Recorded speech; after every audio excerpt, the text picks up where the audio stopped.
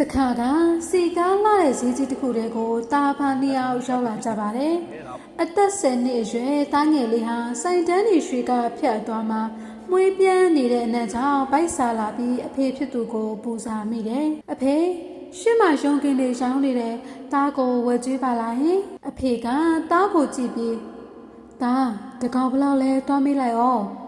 လို့ပြန်ပြောလိုက်ပါတယ်။တာဖြစ်သူကဝမ်းသာအားရပြေးမေးပြီးပြန်လာတယ်။အဖေ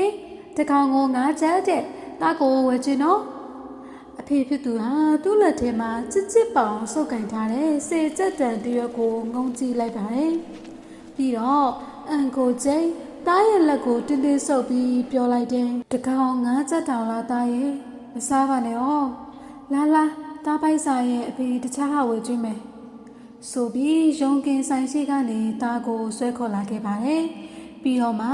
တစ်ချက်ဖိုးဘိန်းမောင်းနှစ်ခုဝယ်ကျွေးပြီးတားရဲ့ဘိုက်ကိုဖြည့်ပေးခဲ့ပါတယ်။အချိန်တွေကတရွေ့ရွေ့နဲ့ကုံဆုံးသွားခဲ့တာ15နှစ်တောင်ကြာခဲ့ပါပြီ။ဒီနေ့မှာတော့ထိုစည်းကြီးတဲ့ကိုပဲတားအဖနှစ်ယောက်ပြန်ရောက်လာကြပြန်တယ်။အခုတော့တားကလူလားမြောက်နေပြီပေါ့။အဖေဟိုမှာရုံငင်တဲ့ကြီးရှိသေးတယ်ဗျ။တားကိုတကောင်လောက်ဝယ်ကျွေးပါဦး။လို့တားကနောက်ပြောင်တလို့နဲ့ပူစားပြန်ပါတယ်။အဖေကလည်းအရင်တိုင်းပဲအေးတကောင်ဘလောက်လဲတွားမကြည့်အောင်သားလို့ပြန်ပြောတယ်။အရင်က9ချက်သာရှိတဲ့ရုံကင်ဟာအခုတော့တကောင်ကို90ဖြစ်နေပါပြီ။တားကဟာအဖေဈေးကြီးလိုက်တာတကောင်ကို90လေဗျလို့အံ့ဩတကြီးပြောတဲ့အခါမှာတော့အဖေကပြုံးပြီးဒီလိုပြောလိုက်ပါတယ်။ဒီမှာသား90မကလို့9000ဖြစ်နေပါစေအခုအချိန်မှာငါသားစားခြင်းရဲ့တကောင်တင်မကဘူး2ကောင်တောင်ဝယ်ကျွေးနိုင်တယ်သားကနားမလည်နိုင်တယ်လို့နဲ့ဟင်းအရင်တော့ငါ9ချက်ထဲကိုအဖေကဝယ်မကျွေးပဲနဲ့အခုဈေးကြီးမှဘာလို့2ကောင်တောင်ဝယ်ကျွေးတာလဲဖေလို့မေးလိုက်ပါတယ်အဲ့ဒီအခါမှာတော့အဖေကသားရဲ့ပခုံးကိုပုတ်ပြီးဘဝသင်ခန်းစာတစ်ခုကိုရင်ဖွင့်มาတော့တယ်သားအဲ့ဒီတော့ကအဖေဝယ်မကျွေးခဲ့တာဟာသားကိုမချစ်လို့မဟုတ်ဘူးအဲ့ဒီအချိန်ကအဖေလက်ထဲမှာ10ချက်တန်တရွက်ထဲပဲရှိတာ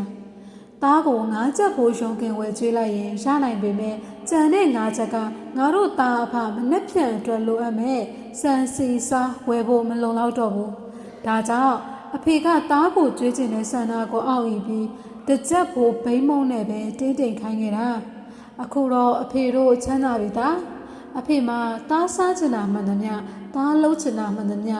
ဝယ်ပေးနိုင်ဖြည့်ဆည်းပေးနိုင်တဲ့အင်အားရှိနေပြီပုံမြင်လေးကတော့ဒီလောက်ပါပဲရှင်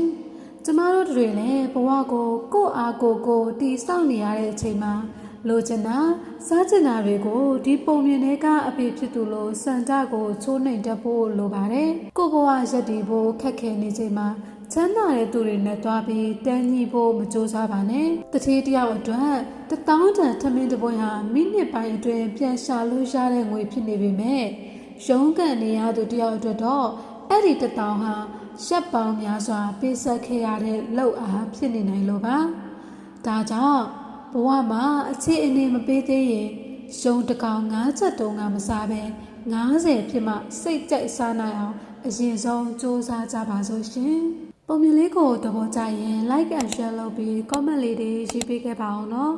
နောက်ထပ်ပုံမြင်လေးတွေကိုလည်းနေ့စဉ်တင်ဆက်ပေးသွားပါအောင်မယ်ရှင်အဆုံးထိနားထောင်ပြီးတဲ့အတွက်အားလုံးကိုကျေးဇူးပါ